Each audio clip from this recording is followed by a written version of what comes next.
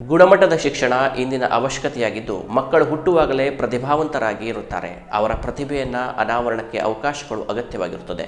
ವಿದ್ಯಾರ್ಥಿಗಳಿಗೆ ಉತ್ತಮ ಗುಣಮಟ್ಟದ ಶಿಕ್ಷಣ ಸಿಗುವ ನಿಟ್ಟಿನಲ್ಲಿ ಎಲ್ಲರೂ ಕಾರ್ಯ ಮಾಡಬೇಕಾಗಿದೆ ಎಂದು ಗೋವಾದ ಜಲಸಂಪನ್ಮೂಲ ಸಚಿವ ಸುಭಾಷ್ ಶಿರೋಡ್ಕರ್ ಅಭಿಪ್ರಾಯಿಸಿದರು.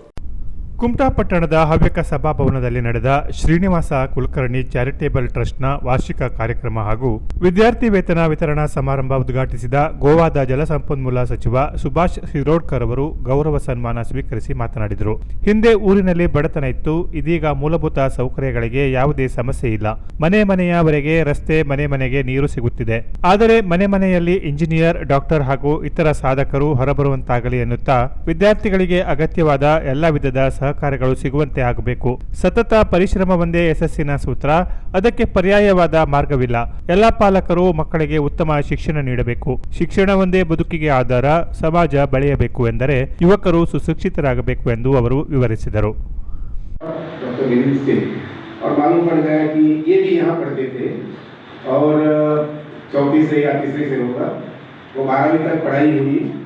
और उनका गांव जो ओरिजिनल हाउस है उनका बेलगाम में है.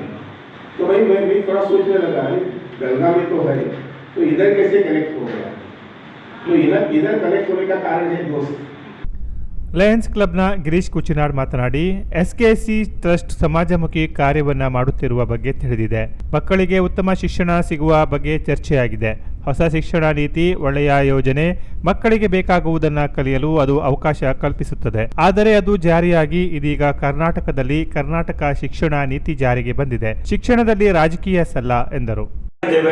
ಸಮಾಜದಿಂದ ನಾವು ಅನುಭವಿಸ್ತಾ ಇದ್ದೇವೆ. ಸಮಾಜಕ್ಕಾಗಿ ನಾವು ಏನನ್ನಾದರೂ ಕೊಡಬೇಕು ಅಂತ ಟ್ರಸ್ಟಿನ ಸೆಕ್ರೆಟರಿ ಆದ ಸತೀಶ್ ಅವರು ಹೇಳ್ತಾ ಇದ್ರು.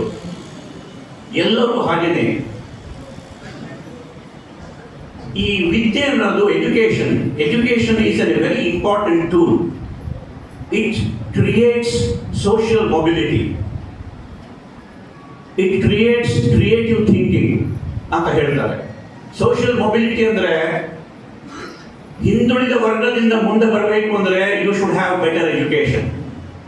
If you have a better education, you can be more economical, you can be more social, you can be more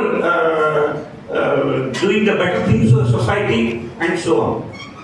ಹಾಗಾಗಿ ನಮಗೆ ಒಳ್ಳೆಯ ಎಜುಕೇಶನ್.